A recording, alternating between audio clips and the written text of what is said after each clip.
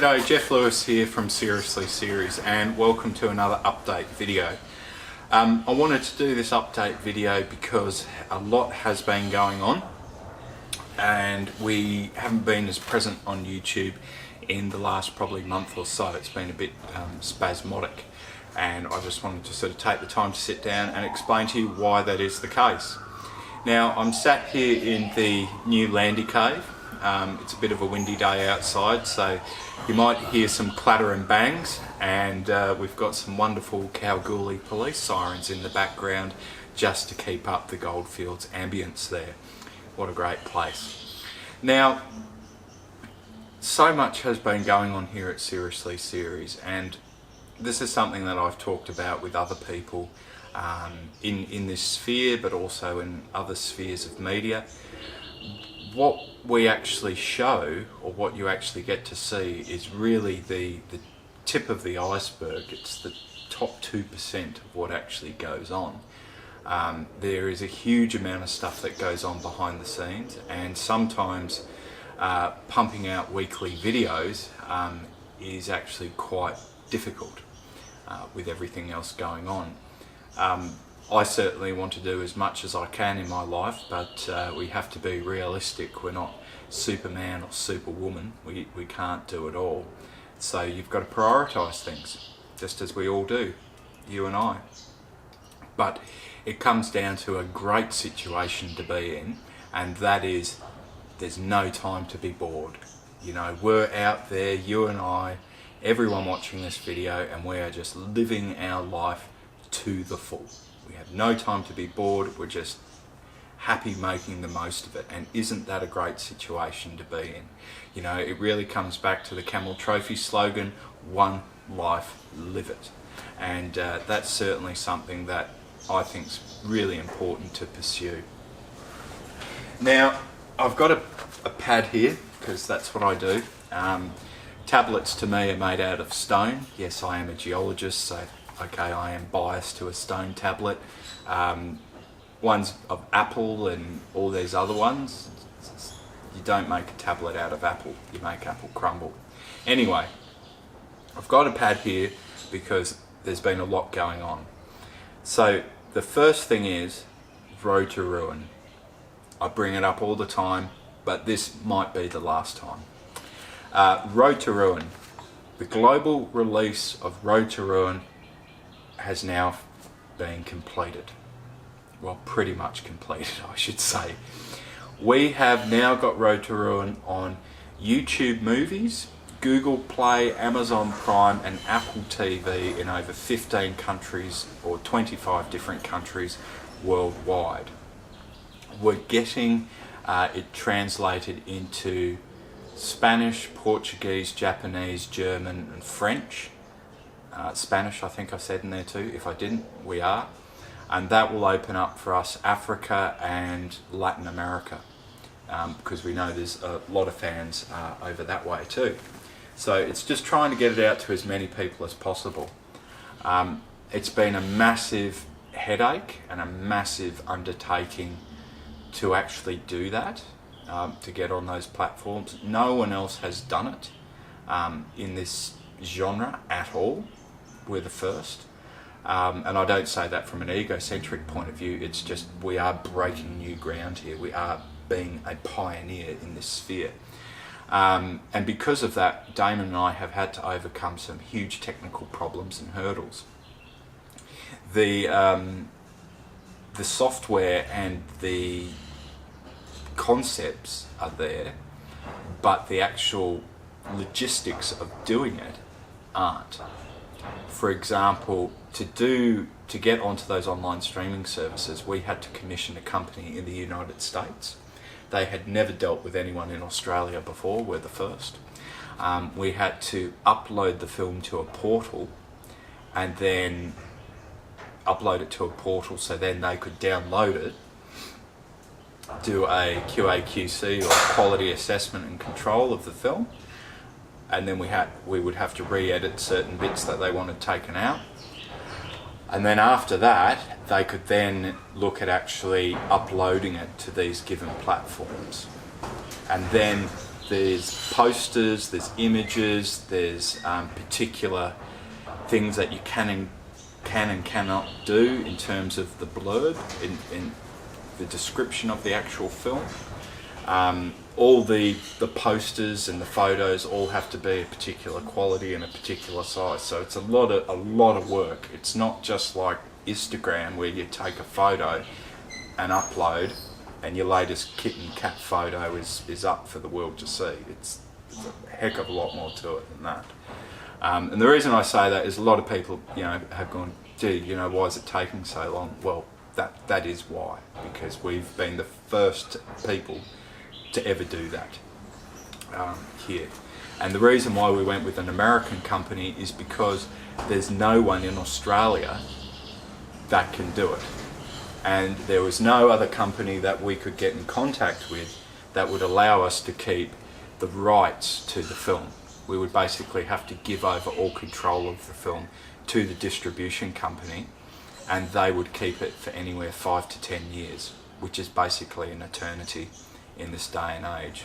So it would be uploaded onto a platform and basically left there to die, and we weren't going to do that. We've worked too hard for it. So that's out. Check it out. Road to Ruin. Road to Ruin Geoff Lewis is what you need to type in for Apple TV, but it is out on YouTube Movies. We really wanted to get it out on YouTube Movies because most of you watch our videos on, you guessed it, YouTube. So please do go over and watch the film. We're not asking megabucks for you to buy it, and we're not asking for megabucks for you to actually rent it too. So we need your support.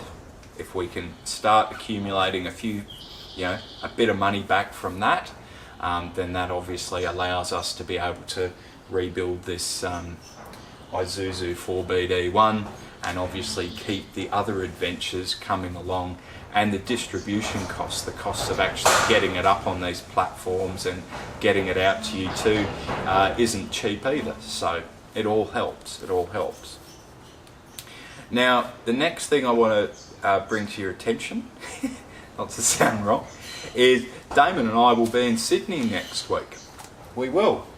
For the first time, Seriously Series is going to be at the Sydney 4-Wheel Drive Adventure Show. And we have been asked to come along, courtesy of a friend of ours, Ronnie Dahl, to head up a new stage called the Bush Mechanics stage.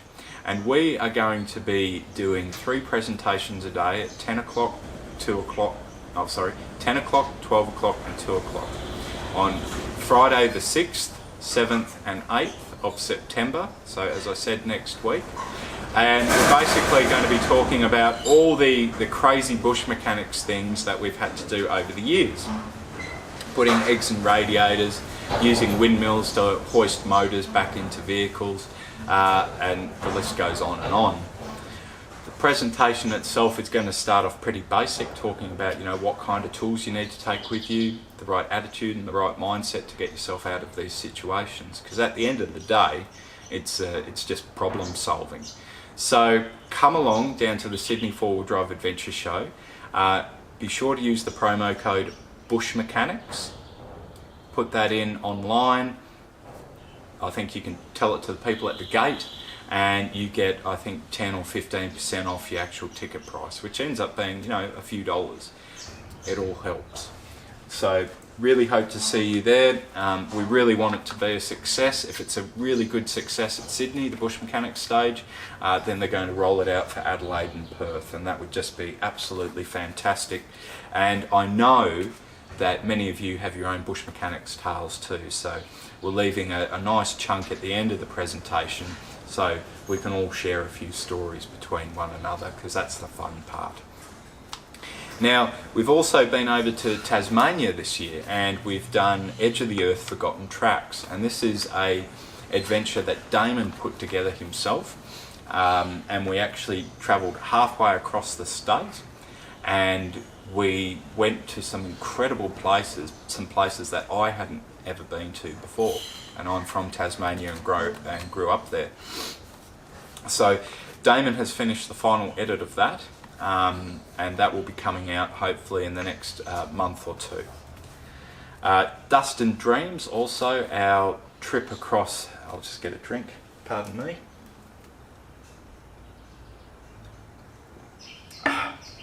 And no, that wasn't Fanta, it was a beer. Our other film, Dust and Dreams, travelling through Central Australia from Uluru or Ayers Rock right down to the Australian Bight, is nearly completed too. At this stage, we're hoping that by the time the Perth show, Perth 4-Wheel Drive Adventure Show comes around, we're hoping that we'll do a world release or a world premiere at Luna Cinema in Perth, and then do other cinema releases, limited cinema releases across Australia, just organising it ourselves. And then we have a cinema distribution company here in Western Australia that will approach, and we'll look at getting it out in independent cinemas across Australia.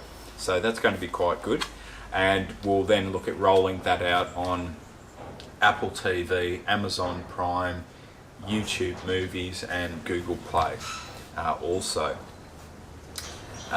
We've also done some work with Channel 7 this year too, that some of you may have watched on the 4-Wheel Drive Adventure Show on Channel 7 and Channel 7 Mate, which you can watch. I took the crew from that show right across the goldfields of Western Australia and showed them some of the places that you went to and I went to in our series on the channel here, Rust and Relics, which was really, really good. You know, looking at the workings, looking at where the prospectors would have gone, really sort of stepping back in time to see what it would have been like in those early days. Now, we've got another TV show coming up too, called The Irreplaceable Journey with Costa and Anne from Camp By Me, and this is something that we've been working on now since the start of the year. And we're going to be leaving the 4-Wheel Drive Adventure Show in Adelaide and actually travelling down the Old Air Highway, which I filmed last year. And we're going to be taking Costa and Anne's 1967 caravan, small little caravan, and hooking it either up to the Land Rover Series 3 or the Land Rover Series 2 and have a bit of a go at caravanning. We're going to take it down the Old Air Highway and then follow the old coach road down to Mandurabilla and then down to the Australian Bight itself. And as always, we're going to talk about the history of the area. We're going to have a look at how the Nullarbor Plain actually formed. And this part of the world that a lot of people consider to be quite boring, is there actually anything to see out there? Well, you and I both know there is, and that's what we're going to show, because a lot of people dismiss it and they simply drive straight past it and don't even know what's there. So that's going to be really, really good. So we're really excited about that. We're then working on another TV show on top of that called Off the Map, and I've just completed 2 weeks out bush with a wonderful fella, absolutely wonderful. Just like you and I, he has an absolute passion for the outdoors, but it just gets even better. He actually likes Land Rovers, and pardon me, he's actually got a few too. And this is Jamie, the Australian bushman. Now, many of you may know of his adventures, but if you haven't, check out the Australian bushman. There's some really, really good, informative off-road adventure documentaries over there in, you guessed it, Land Rovers. And he's got some really great adventures coming out over the next few months. Now, Jamie and I love the same stuff that you do, as I said, love getting out in the bush, love Land Rovers, love the history, love understanding the environment and more. And Jamie's been doing this for a long time, so he knows a lot. So with my background as a geologist, geographer, and with his background of, travelling around the countryside, we feel that we can make a pretty good program. Along with Damon and his wonderful cameraman Jono. So we're hoping to call this Off the Map, and we're currently getting the concept of it up and running, and with the sponsors and contacts that we have on either side, we're pretty confident we might be able to make something actually work out of it. So that's going to be really, really exciting to do that. Now we get to the other side of the updates, Land Rovers. Now, I did the 4-Wheel Drive podcast back in April. The second episode of that actually came out last week. And thank you for those of you who actually called in, or messaged in the questions, particularly Maddie from Lady and Orlandi and a few others. That was really, really kind of you to do that. It was really good fun chatting to Ronnie and Duggo, or Liam Duggan, and Jaden at the team at the Four Drive podcast. I actually went in there for half an hour, I thought, and I walked out and it had been 4 hours, so these things happen. But anyway, a lot of you asked about what's going on with the Land Rovers. What's going on with the Series 3? What's going on with the Stage 1? What the hell has been going on here, Jeffrey? Well, it's pretty interesting. So the Stage 1, I've just sent the gearbox off to a LT95 Guru in Mackay. The reason why I've done that is I've actually sent off the old Parenti's gearbox that was an absolute dud. So I'm going to be able to have a Parenti gearbox to go in the Stage 1. So I see that as a pretty cool upgrade. The Series 3, the problem child, I finally found out, guys and girls, and I'm sorry that you had to watch this much of this video to find this out, but I found out what caused the problem, what kept killing the motor.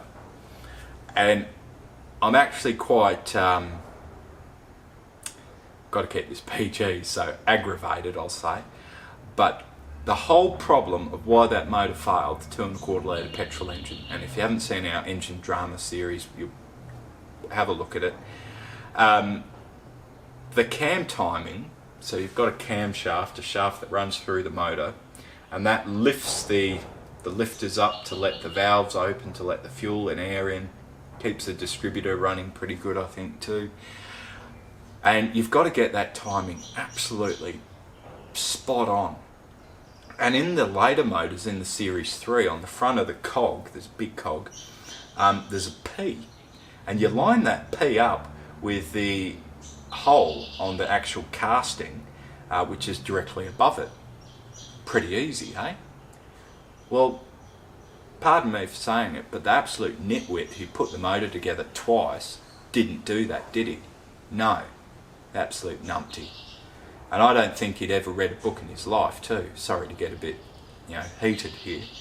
But what he did, or he or her, I should say, is it was actually off by 30 degrees.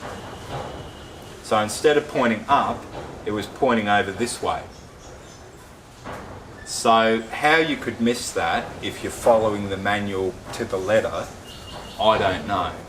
But, it's easy to criticise, and I know a lot of mechanics who are just under the pump all the time, so mistakes like this happen. So usually it can be more of a managerial problem than them. But anyway, it happened twice. So what was happening, because it was 30 degrees out, and I'd timed everything right, but what was happening is the piston was coming up, and the spark was actually igniting at the wrong point.